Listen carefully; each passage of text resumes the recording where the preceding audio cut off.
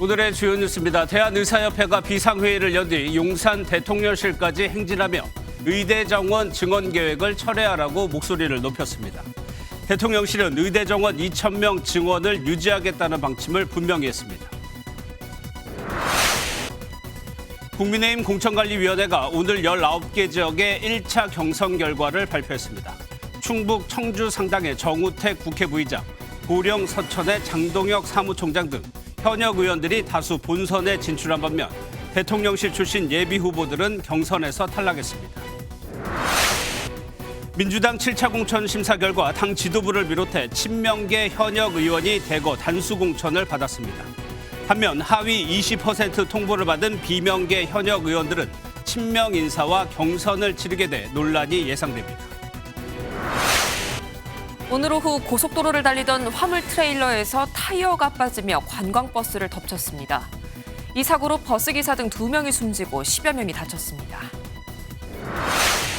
내일부터 은행에서 대출을 받을 수 있는 한도가 줄어듭니다. 대출을 받을 때 적용되는 총부채 원리금 상환 비율, 이른바 DSR에 가산금리까지 더해지는 스트레스 DSR 제도가 시행되면서 대출 한도가 확 줄어들 전망입니다. 여러분 안녕하십니까. 전공의 파업 엿새째인 오늘 의사단체 대표들이 비상회의를 소집했습니다. 이들은 의대 정원 백지화를 요구하며 회의가 끝난 뒤에는 대통령실 앞까지 행진했습니다. 먼저 이한나 기자가 보도합니다. 대한의사협회 비상대책위원회가 전국 의사 대표자 비상회의를 개최했습니다. 비대위는 회의에서 의대 정원을 늘리고 필수 의료 등을 도입하려는 정부 정책에 대한 내부 대응 방안 등을 논의했습니다.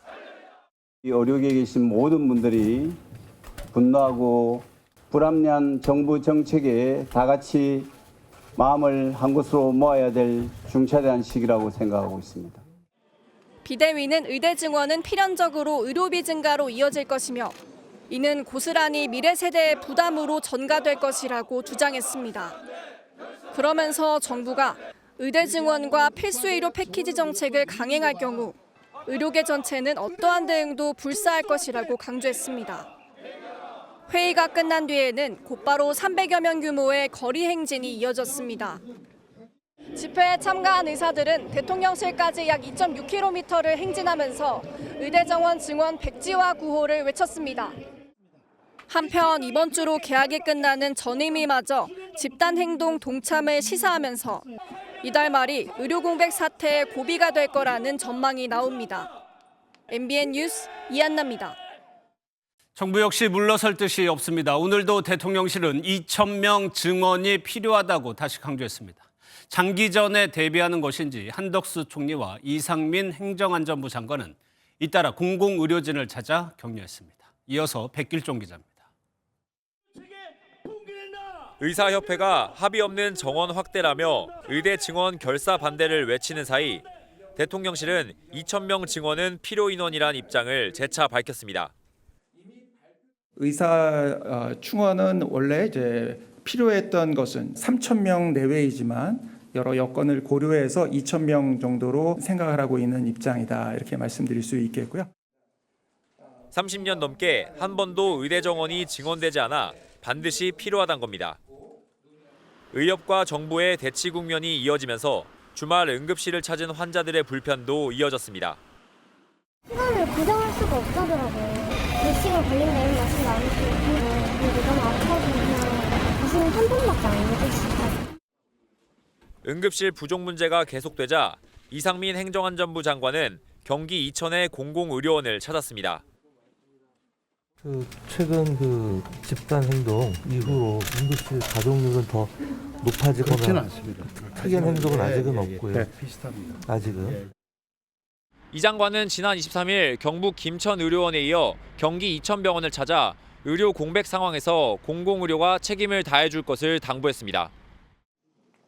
한덕수 국무총리도 국군 수도병원을 찾아 군병원의 비상진료 체계를 점검하며 장기전에 대비하는 모습을 보였습니다. 또 법무부는 보건복지부에 검사 1명을 파견해 신속한 법률 자문을 제공하기로 하는 등 정부의 강경 대응은 당분간 계속될 전망입니다. MBN 뉴스 백길종입니다. 강대강 대치 속에 중재 가능성은 없는 건지 사회정책부 김민수 기자와 살펴보겠습니다. 어서 오세요. 예, 갈등의 골이 점점 깊어지고 있습니다. 국립대 교수들이 중재에 나서겠다 이런 뜻을 밝혔어요. 네, 서울대를 비롯한 전국 10개 거점 국립대 교수회 연합회 회장단이 오늘 입장문을 냈습니다. 입장문을 보시면 정부를 향해 의료계와 공식적인 대화를 즉시 시작하라고 요구했는데요. 이들은 정부가 의대 정원을 2,000명으로 정하고 일방적으로 통보한 것이 문제라고 지적했습니다. 과거의 잘못된 조사를 인정하고 2,000명이나 되는 증원 규모도 줄여야 한다고 주장했습니다. 예, 이 주장은 어제 의대 교수협회에서 낸 성명서하고 비슷하네요. 그렇습니다. 그리고 대통령실은 즉각 일축하는 그런 내용을 발표했는데요. 의료대란의 책임이 정부에 있다라는 이런 공격에 대해서 의료계를 향해서 역공을 펴기도 했습니다. 예.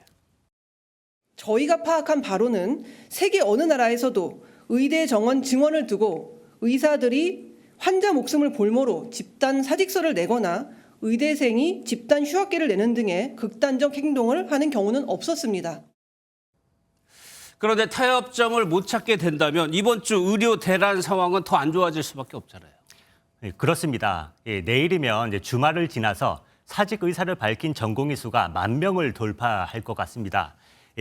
전체 13,000여 명 중에서 10,000명이면 정상 출근 중인 전공의를 찾기가 힘들 정도가 됩니다. 졸업하고 수련 인턴으로 들어와야 할 의대생들의 임용 포기 선언도 속출하고 있고요. 전공의들의 공백을 채워주던 4년차 레지던트나 전임이 교수들의 이탈 조짐도 보입니다. 그렇게 되면 지난주 절반 밑으로 떨어진 수술실 가동률조차 더 떨어지는 데다가 반쪽이나마 운영됐던 응급실이 이제는 멈춰서는 사태까지 대비해야 할 것 같습니다. 예, 대화를 시작하더라도 전공의들의 이탈은 우선 막아야 할 것 같은데 이렇게 사직한 전공의들은 앞으로 어떻게 되는 거예요? 네. 일단 군대에 가야 됩니다. 남자 전공의들은 의무사관 후보생에 지원해서 전문의 과정까지 마치고 입대하는 게 보통인데요. 이 수련 과정을 마치고 군의관으로 입대하는 걸 조건으로 병역을 연기 중이기 때문에 그렇습니다. 그런데 수련하던 병원을 퇴직하게 되면 관련법에 따라 입영 절차가 진행됩니다. 다만 병무청은 보건복지부가 수련병원에 집단사직서 수리 금지 명령을 내린 상태라서 판단을 유보하고 있는 상태입니다. 하지만 실제 사직 처리가 되면 돌이킬 수가 없게 되는데요. 서울대학교 병원 권영진 교수는 이 때문에 전공의들에게 병원으로 돌아와서 일을 마무리하고 정상적인 절차로 퇴직하라고 조언하기도 했습니다. 알겠습니다. 지금까지 사회정책부 김민수 기자였습니다. 네, 지금부터는 정치권 소식입니다. 국민의힘이 오늘 19개 지역구에 대한 1차 경선 결과를 발표했습니다. 현역 의원 다수가 본선에 진출했고요. 대통령실 출신 인사들은 대부분 탈락하면서 이른바 현역 물갈이는 없는 모습입니다. 먼저 김태희 기자입니다. 오늘 발표된 지역은 서울 6곳과 경기 3곳, 인천 2곳, 충북 5곳 등 모두 19개 지역인데 대통령실 출신들이 대거 고배를 마셨습니다. 서울에선 동대문갑 김영우 전 의원이 여명 전 대통령실 행정관에게 승리했습니다. 상대적으로 현역 의원의 약진이 두드러지는데 충청권에서는 현역 의원 5명이 모두 경선을 통과했습니다. 충주에선 삼선 이종배 의원이, 제천 단양에선 엄태영 의원이 최주우 전 대통령실 행정관을 누리며 승리했습니다. 현역들이 현역 관리를 굉장히 잘했거나 그다음에 이제 경쟁 후보가 좀 지명도라든가 이런 게 아직 알려지지 않아가지고 국민의힘 비상대책위원인 구자룡 변호사와 정미경 전 의원, 조수진 의원 3파전으로 관심이 모아졌던 서울 양천갑은 결선행으로 정해졌습니다. 최종 합계 점수의 50%를 넘는 후보가 없어 구자룡 변호사와 조수진 의원이 맞대결을 펼칩니다. 제가 3자 경선 결선 가게 된 것이 우리 공천 시스템의 공정함을 보여주는 근거라고 생각을 합니다. 경기 광주을에서도 조업동 전 광주시장과 황명주 중앙위원회 총간사가 결선을 진행합니다. 지금까지 약 80% 지역에 대한 공천을 확정한 국민의힘은 이르면 이번 주부터 대구, 경북과 서울, 강남권 등 보류 지역에 대한 공천을 진행할 예정입니다. 공천에 배제될 7명의 윤곽도 드러날 예정이어서 파장이 예상됩니다. MBN 뉴스 김태희입니다. 네, 국민의힘 경선 결과를 보면 현역 5 의원들은 감점 제도에도 모두 자리를 지켰고요. 정치 신인들은 고배를 마시면서 반전 없는 조용한 공천이란 평가가 나오고 있습니다. 이제 관심은 친윤계 핵심 의원들의 공천 결과입니다. 이어서 이기종 기자입니다. 국민의힘 5선의 정우택 의원은 충북 청주 상당에서 6선에 도전할 기회를 얻었습니다. 동일 지역 3선 의원은 최대 35%의 감점을 주기로 했지만 윤갑근 전 대구고검장을 눌렀습니다. 충주의 3선 이종배 의원은 이동석 전 대통령실 행정관을 이겼습니다. 정치 신인에게는 최대 20%의 가점을 부여하기로 했지만 승패를 바꾸지 못했습니다. 충북 보은, 옥천, 영동, 괴산의 3선 박덕흠 의원도 본선에 올랐습니다.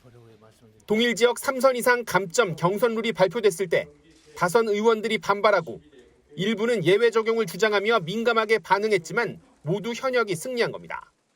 35% 감사를 받은 분들도 있습니다. 이 경선 과정을 통해서 우리 후보자가 본선에서 최상의 경쟁력을 갖는 것이 맞다고 생각하기 때문에 당 안팎에서는 논란이 없는 조용한 공천이 진행되면서 새 인물이 등장하는 이변과 감동이 없다는 지적이 나옵니다. 이 때문에 친윤 의원들에 대한 공천 결과에 이목이 집중되고 있습니다. 원조 친윤으로 불리는 4선의 권성동 의원은 동일 지역 3선과 무소속 출마 경력 감점을 안아야 하고 친윤계 핵심 초선 박성민 의원은 울산 지역 현역으로는 유일하게 공천 발표가 되지 않았습니다. MBN 뉴스 이기종입니다. 민주당도 7차 공천 심사 결과를 발표했습니다. 21개 지역구 중 17곳에 정청래, 서영교 등 당 지도부와 친명계 의원들이 단수 공천됐고요.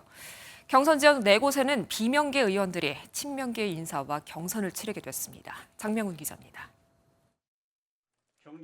오늘 발표된 21개 선거구 가운데 단수 공천된 지역은 모두 17곳입니다. 당 지도부인 서영교, 정청래, 김영진 의원과 친명 현역인 김용민, 민병덕, 권칠승 의원 등이 경선 없이 공천장을 받게 됐습니다. 이계호 정책위 의장은 경선이 원칙인 호남 지역임에도 본선에 직행합니다. 반면 비명계 현역 의원들은 경선을 치르게 됐습니다. 현역 평가 하위 20%를 받은 송갑석 의원과 하위 10%를 받은 박영순 의원은 각각 친명계 인사와 맞붙습니다. 이용우, 도종환 의원도 친명계 원외 인사와 공천장을 놓고 경쟁합니다. 친명계는 단수 공천, 비명계는 경선 행위라는 지적에 이명백 공천관리위원장은 다른 이유는 없었다고 강조했습니다. 특별한 고려는 없었습니다.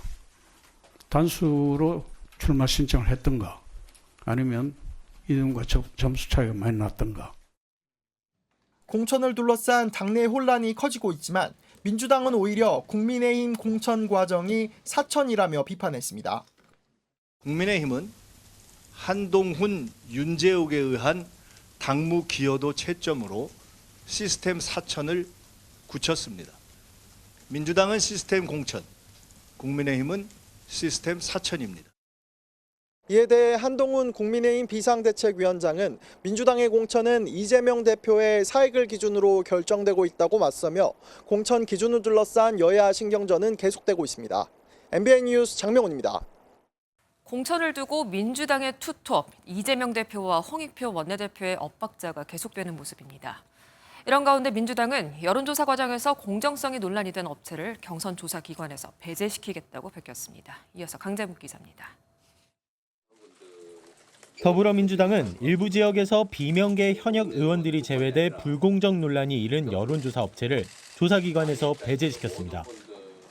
앞서 홍익표 원내대표 역시 해당 업체를 제외할 필요가 있다 전한 것으로 알려지면서 당내 갈등 의혹은 계속 심화돼 왔습니다. 하나가 되어도 모자랄 시점에 도리어 민주당이 국민께 실망을 드리고 있어서 대단히 송구합니다. 국민의 경고를 무겁게 받아들이고 문제를 바로잡아야 합니다. 민주당 선관위는 불필요한 정치적 논란으로 민주당에 부담이 되기에 조사 업무를 하지 않겠다고 배경을 밝혔습니다.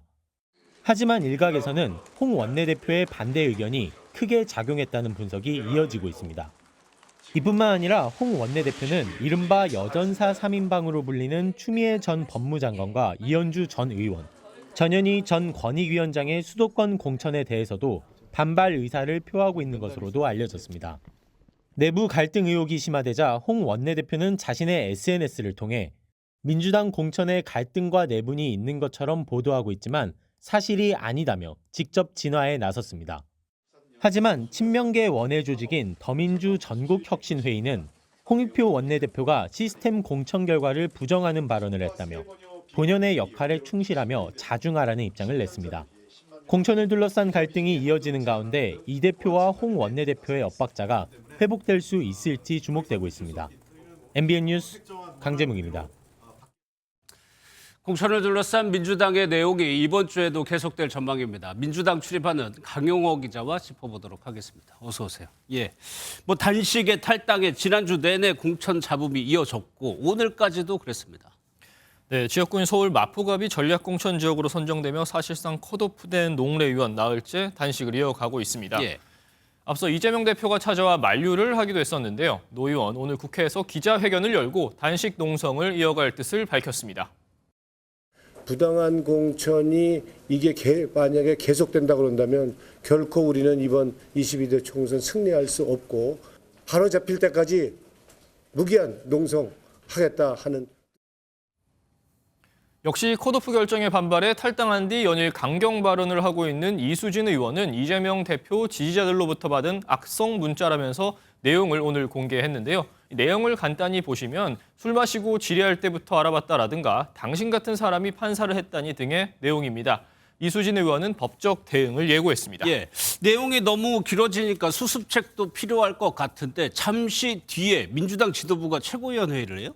네, 잠시 뒤 8시부터 최고위 회의가 열리는데요. 오늘 최고위 회의에서 가장 관심을 끄는 건 임종석 전 비서실장의 공천 문제입니다. 예. 서울 중구 송동갑 출마를 준비 중인 임종석 전 비서실장의 공천 문제 한 달 가까이 결론을 내리지 못하고 있습니다. 민주당 지도부는 그간 중구 송동갑이 전략 지역인 만큼 임 전 실장이 다른 험지에 나서야 한다는 기류가 강했는데요. 하지만 임 전 실장의 공천 문제는 친문계 전체의 반발로 이어질 수 있기 때문에 쉽게 결론을 내리지 못하는 상황입니다. 예, 그러면 강 기자, 이런 반발을 감안해서 지도부의 입장 변화 기류도 좀 보입니까? 네, 앞서 안규백 전략공간위원장은 임 전 실장 측에 서울 송파갑 출마를 제안한 바 있는데요. 예. 임 전 실장은 사실상 거절 의사를 밝혔는데 민주당 지도부 역시 제3의 지역구 출마를 제안할 계획은 없는 것으로 전해집니다. 민주당 핵심 관계자는 오늘 MBN 통화에서 임종석 전 실장의 공천과 관련해 지도부의 변화 기류가 있는 게 사실이라며 중구 송동갑 공천이 이뤄질 가능성이 있음을 시사했습니다. 예. 친문계 반발 가능성과 함께 본선 경쟁력 등 여러 측면을 고려하고 있는 것으로 보이는데요. 오늘 최고위 논의에 이어 이르면 내일 최종 결론을 낼 것이라는 전망이 나옵니다. 국민의힘에 비해 공천 잡음이 크다는 분석이 나오는 만큼 이재명 대표 입장에서도 임종석 전 실장의 공천 문제를 잘 해결하고 싶을 텐데요. 어떤 결과가 나올지 주목되고 있습니다. 예. 그리고 임 전 실장 공천 말고도 다른 내관들도 좀 기다리고 있어요. 네, 이른바 올드보이들의 공천 문제가 또 다른 잡음을 촉발할 가능성이 있습니다. 현재 출마를 준비 중인 올드보이로는 전남, 해남, 완도진도에 출사표를 던진 박지원 전 국정원장, 전북 전주병에서 준비 중인 정동영 전 통일부 장관 등을 줄 수 있는데요. 지도부는 이들 올드보이를 공천에서 배제하는 방안을 논의 중인 것으로 전해집니다. 그리고 오는 28일 예정된 14개 지역에 대한 2차 경선 결과 발표도 주목이 되는데요. 서울 양천갑의 황희 의원과 이나영 예비 후보의 경선처럼 비명계 현역과 친명계 원외 인사의 맞대결이 일부 예정돼 있어 그 결과에 따라 적지 않은 파장일 것으로 보입니다. 알겠습니다. 잘 들었습니다. 강용호 기자였습니다.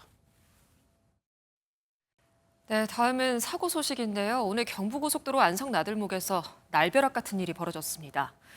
달리던 화물트럭에서 빠진 뒷바퀴가 맞은편에서 달리던 관광버스 앞유리를 관통했습니다.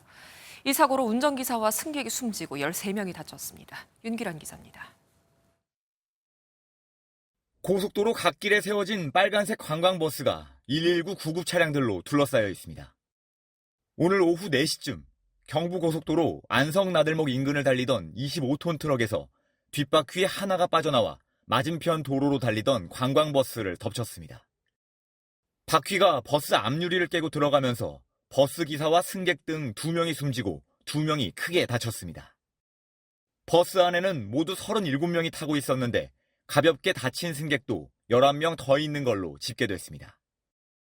구급 차량 9대를 동원해 구조에 나선 소방당국은 병원 이송이 필요 없는 승객들은 주변 휴게소로 옮겼습니다. 경찰은 트럭 운전사를 교통사고 처리 특례법 위반 혐의로 입건하고 바퀴가 빠진 이유 등을 조사하고 있습니다. MBN 뉴스 윤기란입니다.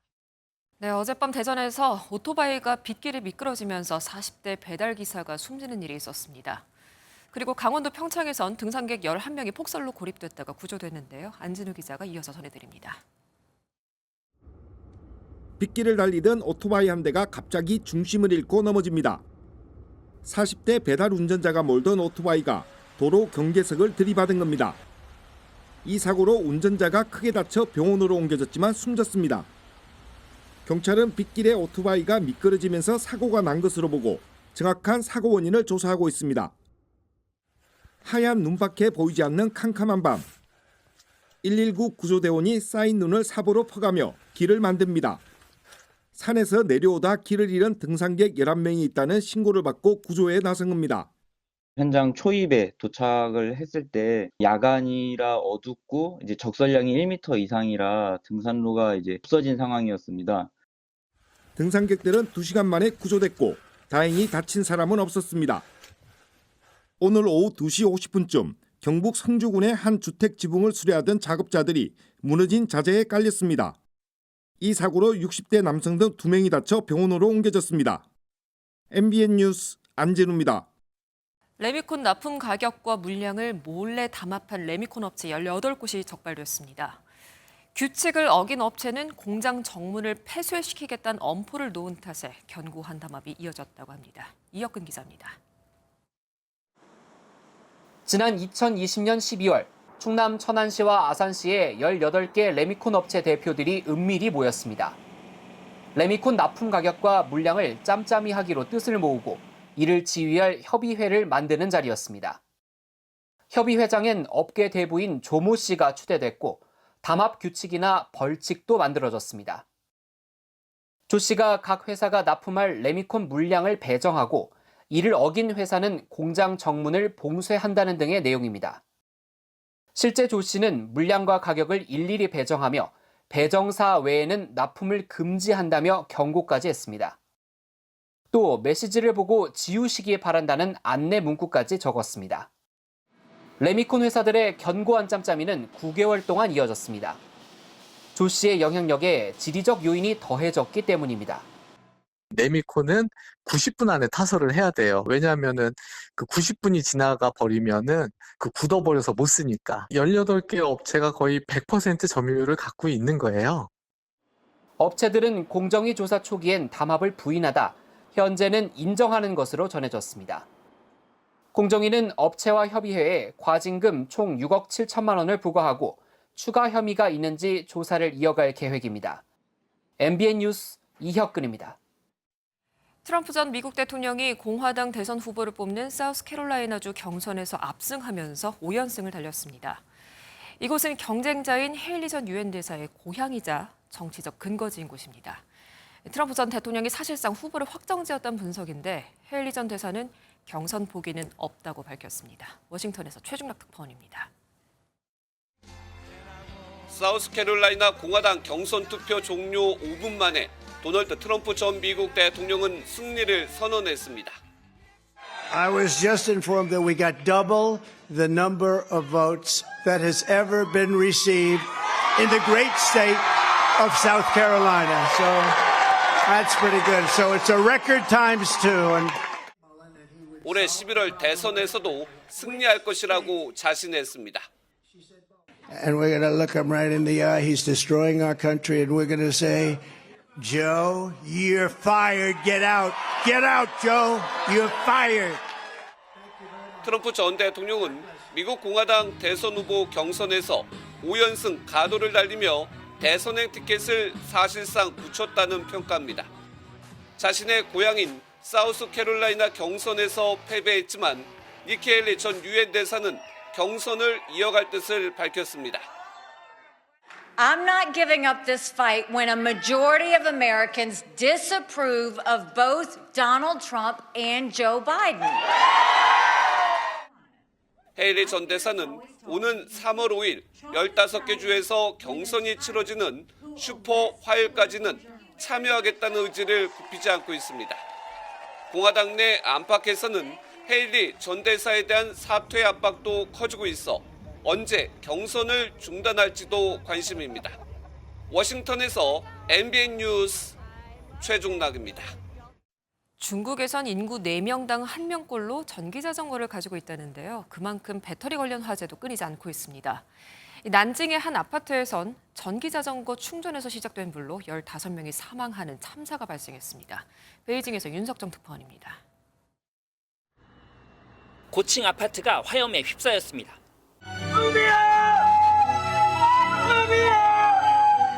그제 새벽 중국 난징의 한 아파트에서 불이 나 15명이 사망했습니다. 截至23日24时，事故共造成15人遇难，44人在院治疗，其中1人危重，1人重症，42人伤情较轻。 난징시 소방당국이 추정하는 화재 원인은 전기 자전거. 면허증이 필요 없고 가격도 저렴한 전기 자전거는 최근 중국에서 큰 인기입니다. 2022년 말 현재 중국 내 전기 자전거 대수는 3억 5천만 대로 인구 4명당 한 대꼴로 보유 중입니다. 늘어난 전기 자전거만큼 화재도 급증하고 있습니다. 지난해 중국 전역에서 발생한 전기 자전거 화재는 2만 1천여 건으로 전년보다 17.4% 증가했습니다. 대부분 배터리 관련 화재입니다. 충전 시설이나 주차장이 주거지 부근에 많이 있고 심지어 집안에서 충전하는 사람도 있다 보니 대형 사고가 끊이지 않고 있습니다. 电动自行车进楼入户，引发火灾和爆炸，轻则损失财产，重则带走生命，甚至殃及邻居。 2명이 숨진 지난해 12월 후이저우 아파트 화재도 전기 자전거 충전 과정에서 배터리에 불이 붙은 게 원인이었습니다. 베이징에서 MBN 뉴스 윤석정입니다. 간단한 명령어만 입력하면 AI가 영화처럼 고화질의 동영상을 만드는 서비스가 공개됐죠. 시간과 비용 측면에서 AI가 월등하지만 그래픽 업계가 이런 위기 속에서 기회를 찾아야 한다는 목소리가 나옵니다. 박통일 기자가 취재했습니다. 침대 위 고양이가 잠을 자는 여성을 깨우는 영상입니다. 여성의 미간 주름과 고양이의 미세한 털 윤곽까지 마치 현실처럼 자연스럽습니다. 아프리카의 한 도시를 묘사한 이 영상은 전문 장비를 활용한 듯 앵글과 구도가 다양합니다. 애니메이션에서 영화 같은 장면까지 단 몇 마디 명령어만으로 AI가 만들어낸 영상들입니다. 최근 공개된 동영상 생성 AI 소라는 이전 서비스의 한계를 넘어섰다는 평가입니다. 기존에 있던 그런 툴들의 영상들은 아직까지 좀 소비자한테 낯선 측면들이 좀 있었어요. 소라는 거의 완벽하게 그냥 리얼리티 있게 사람을 구현해 내더라고요. 반면 그래픽과 동영상 등 콘텐츠 제작업계는 이처럼 빠른 기술적 진보가 반갑지 않습니다. 시간과 비용 측면에서 AI를 따라잡기는 어렵다는 겁니다. 촬영하면은 그 촬영 팀이 있고 뭐 장비도 있고 뭐 촬영을 하면서 또 저희가 드는 또 따로 비용도 있을 거고 한데 AI가 다 해주니까 언젠가는 사람 손이 필요 없을 때가 오지 않을까. 최종 단계는 결국 사람의 손을 거쳐야 한다는 주장과 함께 AI가 새로운 기회의 장을 마련할 것이란 낙관론도 있습니다. 오히려 그 시간도 단축될 수 있고 협업하는 데서 굉장히 좋은 도구를 얻기 때문에 기회의 도구도 될 수 있다는 생각을 해요. 현실과 거의 흡사한 콘텐츠에서 파생되는 저작권 갈등, 딥페이크 피해 등은 앞으로 AI가 풀어야 할 과제입니다. MBN 뉴스 박통일입니다. 내일부터 은행에서 빌릴 수 있는 돈이 크게 줄어듭니다. 총부채 원리금 상환 비율, DSR에 가산금리가 더해지기 때문인데요. 가령 연봉 5천만 원 직장인이 주택담보대출을 받을 경우 1,700만 원 정도가 줄어듭니다. 김태영 기자입니다. 지금까지 은행들은 대출 시점의 금리와 돈을 빌리는 사람의 상환 능력만을 따져서 돈을 빌려줬습니다. 주택담보대출 시 적용되는 DSR이라는 제도였습니다. 하지만 내일부턴 이 DSR에 향후 금리 인상폭까지 가산 금리를 더하는 스트레스 DSR 제도가 시행됩니다.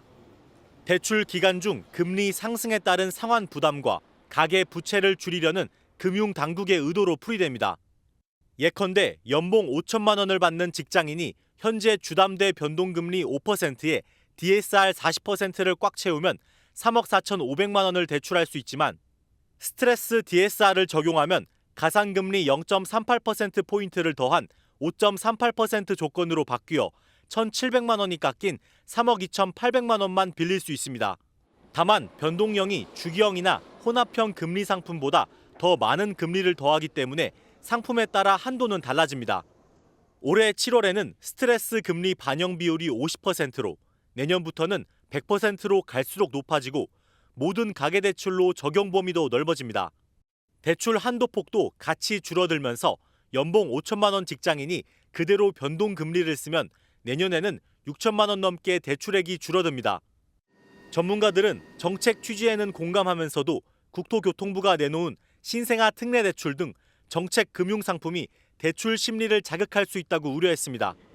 DSR 규제를 적용받지 않는 40조 원 규모의 정책자금 대출을 대출 금리를 인하해 주면서까지 도입을 할 예정이기 때문에 이것은 가계부채를 증가시킬 요인이 됩니다.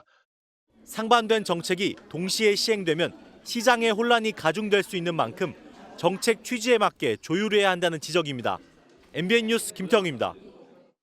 인도 뉴델리는 지구온난화의 주범인 메탄가스를 많이 뿜어내는 도시 중에 하나입니다. 쓰레기산이 밀집한 곳이죠. 이런 온난화가 바다의 얼음을 녹이면서 북극곰들이 잡초나 열매로 배를 채우고 있습니다. 북극곰의 멸종 전망까지 나오고 있습니다. 주진희 기자입니다. 건물보다 높은 쓰레기산이 보이고 하천은 이미 검게 변했습니다. 하수 슬러지로 덮인 도로에서 음식을 해먹고 배수구에 용변을 보던 가축이 빠지기도 합니다. Trash mountain right next to the fish. Go, go, go, go, open the door. It smells pretty bad. 1시간만 지나도 뿌옇게 먼지가 가라앉는데 날고기를 밖에 두거나 아기 기저귀 등 쓰레기를 건물 틈새 등에 내버려 두기도 합니다. 두 도시 모두 실시간 글로벌 오염 순위 사이트에서 상위를 차지하는 곳으로 온난화 주범인 메탄을 세계 최대 수준으로 배출하는 쓰레기산 등이 밀집한 곳이기도 합니다. The government is already doing their part, switching off all the coal power stations using renewable energy.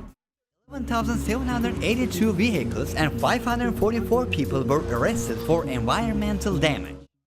이런 노력에도 작년에 지구는 가장 더웠고 기온은 산업화 전과 비교해 1.45도 올랐습니다. 온난화 여파는 바다 위 얼음에서 사는 북극곰들에게서 가장 두드러지게 나타났습니다. 북극곰에게 카메라를 매달아 3년간 추적 관찰해보니 북극곰이 마른 육지에서 잡초나 열매로 배를 채우는 모습이 포착된 겁니다. 원래 바다 얼음 위에서 바다 표범을 사냥해서 먹지만 얼음이 녹는 여름이 길어지자 육지에서 먹이를 구하는 데 어려움을 겪는 겁니다. What we found was that it's really the younger bears, the subadults, that are at greatest risk of starvation. In case that those bears in this region are going to be on land for extending periods of time with future climate warming. 연구 결과 북극곰들은 이 기간 동안 하루에 1kg씩 살이 빠지는 것으로 나타났고 이 속도로 온난화가 지속된다면 2100년에는 북극곰이 사라질 것으로 예측됩니다. MBN 뉴스 주진입니다. 개학을 앞두고 을에 들르던 문방구를 이제 찾는 학생들이 줄고 있습니다. 하루 매출이 10,000원이 안 되는 곳도 있다고 합니다. 학교에서 학용품을 주기도 하고 더 싼 온라인 쇼핑몰을 이용하기 때문입니다. 심동욱 기자가 현장을 다녀왔습니다. 서울 봉천동 관악초등학교 앞에 있는 문방구는 38년째 자리를 지키고 있습니다. 옛 추억을 불러일으키는 간식들과 장난감들이 정겹지만 학생들의 발길은 뜸합니다. 지난 2011년부터 학교에서 직접 학습 준비물을 학생들에게 나눠주다 보니 구매율이 크게 떨어진 탓입니다. 미술 시간이면 약간 물감 같은 거 빌려주고 국어 시간에는 뭐 종이 같은 거 빌려주고 막 그래요. 간식 말고 굳이 사는 게 없어요. 출산율 감소로 학생 수가 줄어든 탓에 문방구 매출 역시 크게 떨어졌습니다. 학생 수가 한 반에 한 62명, 63명 그랬었죠. 그 오전에 뭐 어떤 날은 10,000원도 안 팔린 날이 많아요. 지난 2017년 전국에 10,000곳이 넘게 있던 문방구는 현재 7,800여 곳이 남은 것으로 추정되는데 해마다 500여 곳이 문을 닫은 셈입니다. 새학기마다 북적였던 서울 창신동의 문방구 거리는 적막감마저 감돕니다. 온라인 쇼핑몰이나 대형 생활용품점으로 학생들이 몰린 탓입니다. 소매상들이 원래 지금 신학기니까 준비를 해야 되는데 오히려 반품을 하세요. 갖고 계셨던 물건들을. 이 때문에 문방구들은 학생들이 많이 찾아오게 하도록 학용품 대신 간식을 더 진열하는 등 안간힘을 쓰는 실정입니다.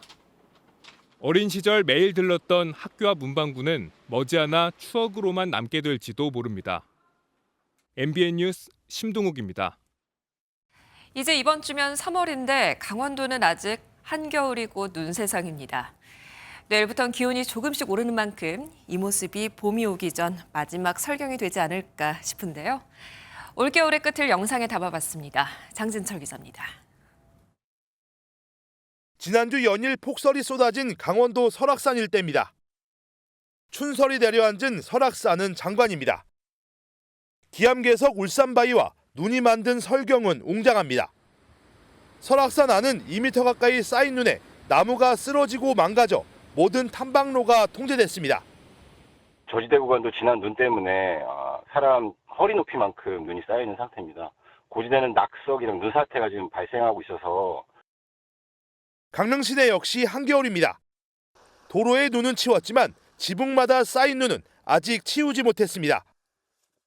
지난주에 이어 어제와 오늘까지 눈이 내린 강원도 산간 지역은 날이 포근해졌음에도 불구하고 이처럼 온통 눈 세상입니다. 설경을 볼 수 있는 막바지 철이라고 생각되고요. 평소에는 눈이 금방 붙었다가 떨어지는데 지금 제법 많이 붙어 있는 상태. 3월이 시작되는 이번 주는 평년보다 높은 기온이 예상되지만 2월 마지막 날에는 동해안에 또 한 번 눈이 내릴 전망입니다. MBN 뉴스 장진철입니다. 프로야구 스프링 캠프가 한창인데요. 오늘은 어느덧 20년 차 노장이 된 거포 KT의 박병호를 만나봤습니다. 홈런왕과 메이저리그까지 무수한 타이틀을 거머쥔 박병호에게 없는 것이 딱 하나 있죠. 바로 한국 시리즈 우승. 이것이 바로 올해 목표라고 합니다. 신영빈 기자입니다. 어느덧 20년 차 베테랑이지만 스프링 캠프를 맞는 박병호의 마음은 한결같습니다. 사실 잘 몰랐어요. 한 시즌을 시작하는 첫 운동이기 때문에 많이 설레기도 하고 20년이 됐지만 똑같은 마음으로 캠프를 시작했습니다. 홈런왕만 6번을 차지한 거포의 상징이지만 지난해엔 부상에 시달리며 10년 연속 20홈런의 대기록을 눈앞에서 놓쳤습니다. 절치부심한 박병호는 누구보다 열심히 몸을 만들며 다시 한번 홈런왕 경쟁에 뛰어들 채비에 나섰습니다. 오시안 선수가 보여준 모습은 우리나라 야구에도 굉장히 큰 영향을 줄 거라고 생각을 하고 있고 저 또한 자극받아서 20대 선수와 경쟁할 수 있도록 해봐야죠. 홈런왕이 되고 싶은 이유는 단 하나, 팀의 한국 시리즈 우승을 위해서입니다. 지난해 생애 첫 우승을 목전에 뒀지만 친정팀 LG가 29년 만에 왕좌에 오르는 모습을 지켜봐야 했던 박병호. 올해는 최후에 웃는 주인공이 되겠다는 다짐입니다. 꼭 이제 우승 반지 하나는 끼고 은퇴는 하고 싶습니다. MBN 뉴스 신영빈입니다. 휴일인 오늘 흐린 날씨 속에 기온도 크게 오르지 못해서 종일 쌀쌀한 하루였습니다. 내일 아침은 오늘보다 기온이 더 떨어지면서 영하권 추위가 찾아오겠습니다. 서울 영하 1도, 태백은 영하 8도까지 떨어지겠고요. 추위 속에 내린 눈비가 얼어붙어 도로가 미끄러운 곳이 많겠습니다. 교통안전에 유의하셔야겠습니다. 그래도 내일 낮에는 서울이 8도까지 오르면서 오늘보다 2도가량 높겠고요. 수요일에는 10도까지 올라 포근해지겠습니다.